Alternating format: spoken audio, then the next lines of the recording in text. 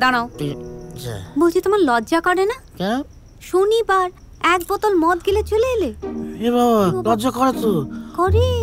আমি বুঝতে পারি না গো। না, আমি তো আসলে সফট কেটে গেছিলাম, বন্ধুরা হার্ড করে দিল। কি করবো বলো? তা যে বন্ধুরা সব হার্ড করে দিয়েছে না, তুমি একটা কাজ করো, তাদেরকে বলো ওদের ওই বড় বড় দরজা আছে না যেগুলো খুব হার্ড, গ্যারেজে ওগুলো ঠেলে তোমাকে যেন ঢুকিয়ে দেয়। তুমি আজ রাতে ওখানেই থাকবে, এখানে তোমার জায়গা হবে না।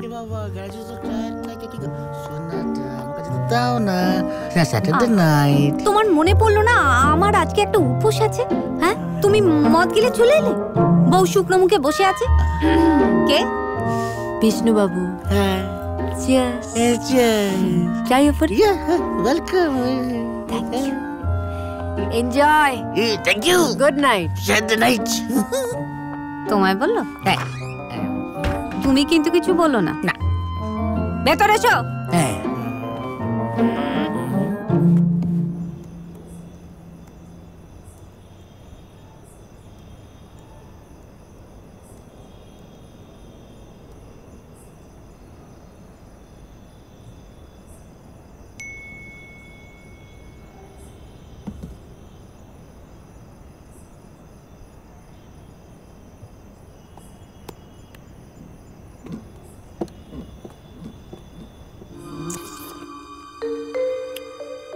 এবার একটু খোলসা করে বলো তো ভাই, আসলে সমস্যাটা ঠিক কোথায়? হয় পুড়ে যাচ্ছে বা গলে যাচ্ছে। একদম আমার বিবাহিত জীবনের মতন গো, হয় পুড়ে যাচ্ছে নয় গলে যাচ্ছে। আসলে এটা শুনতে খুব বোকা বোকা লাগবে, বাট এটা আমার জন্য অনেকটা বড় চ্যালেঞ্জ। আরে দূর বাবা, এটা কোনো সমস্যাই নয়। তুমি জানো, এই যে এই লোকটাকে আমি একবার একটা রুটি বেলতে দিয়েছিলাম, আমারই দোষ। এমন একটা দেশের মানচিত্র বানালো না ভাই, সেই দেশটা পৃথিবীতেই কোথাও নেই। এরকম বলো না, আমি তো পুরো কষ্ট করে বেলে বেলে বেলে। চুপ করো। বেলে বেলে বেলে বেলে বেলে বেলে একটা গতর পর্যন্ত নাড়ায় না। আমার রুটি দেখেছো কখনো? একদম গোল, ঠিক মনে হবে একবারে কম্পাস দিয়ে করে দিয়েছো। আমি মাকে বলতেই পারতাম, কিন্তু কি হবে বলো তো, মাকে বলে এত খোটা দেবে আর তারপরে আবার মাসিদেরকে ফোন করে আবার হাসাহাসি করবে, তাই আর। শোনো, মা মাসিরা ওরকম একটু খোঁটা টোটা দেয়, ওগুলো কিচ্ছু না। আমি তো আছি, আমি তোমায় ট্রেনিং দেবো, তুমি দেখবে তারপর তোমায় পাই কে। তুমি শুধু একটু ফোন করে একটু সময় করে নেবে, কেমন?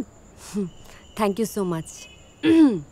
আর বিষ্ণুদা, তুমি কিন্তু সিরিয়াসলি এবার ভাজা পরোটা খাওয়া বন্ধ করো, নইলে কিন্তু প্রবলেম আছে। আর তোমাকে একটা কথা বলি ভাই, কখনো ভাববে না যে তোমার দ্বারা হবে না। নিশ্চয়ই হবে, আজ হবে না কাল হবে, কিন্তু হবে। জানো, রান্নাটাও না একটা শিল্প, এটাও কিন্তু একটা ডিজাইন, স্বাদ আর গন্ধের ডিজাইন।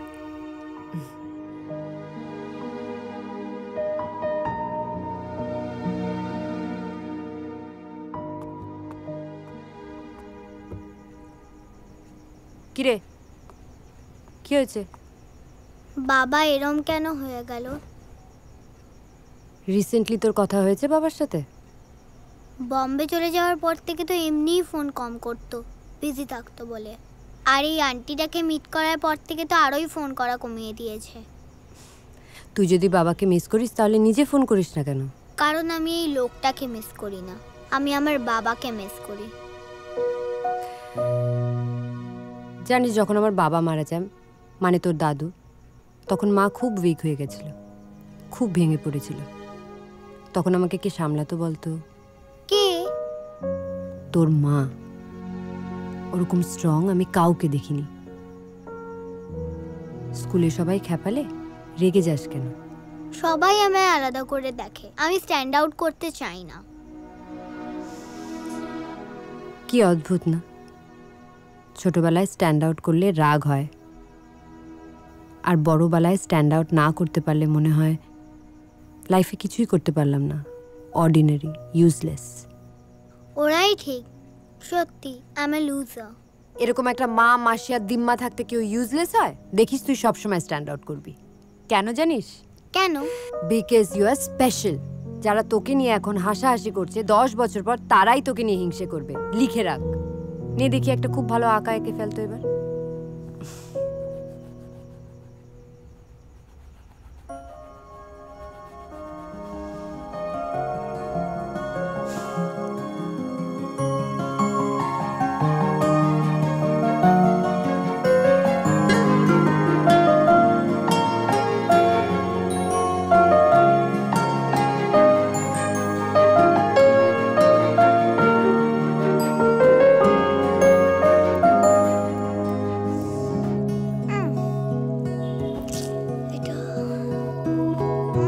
High, WhatsApp?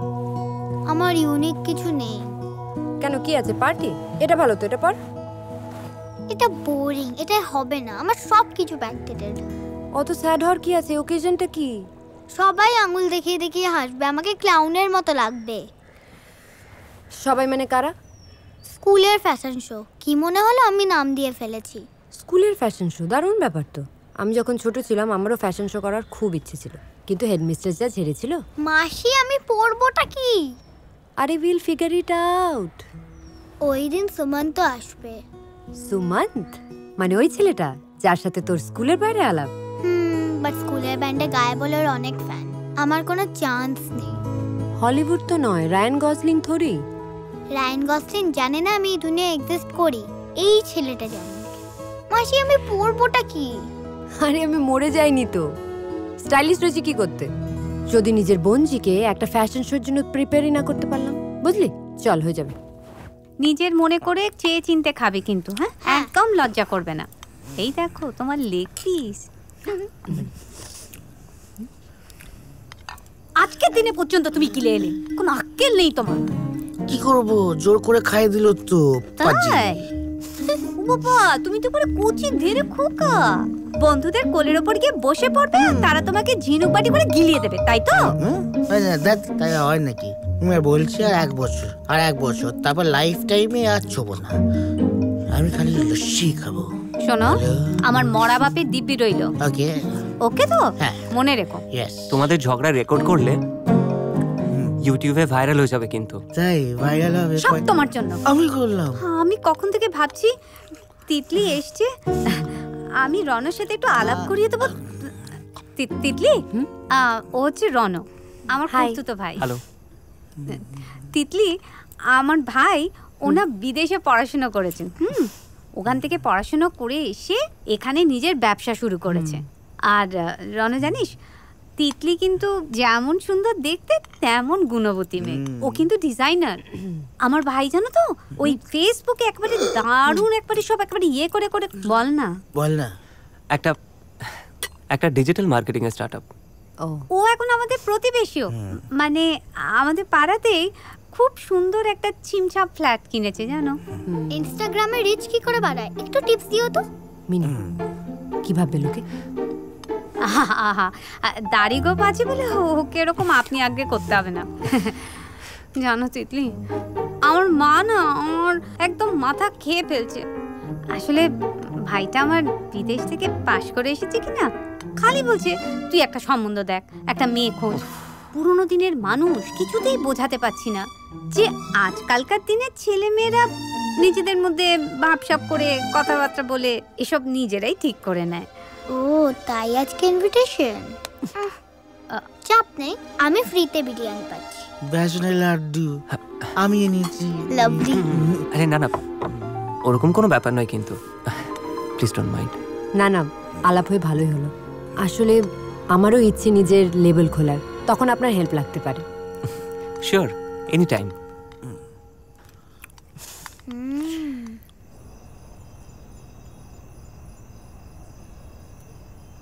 কিরে, কি হয়েছে? মাকে খুব মিস করছি। দিদিকে নিয়ে আমি টেনশন করি না, শি ইজ এ ফাইটার। জানিস, আমরা যখন ছোট ছিলাম, হসপিটালে যখন ইনজেকশন নিতে যেতাম, আমি খুব জোরে জোরে কাঁদতাম, ভয় পেতাম। দিদি কিন্তু ভয় পেত না।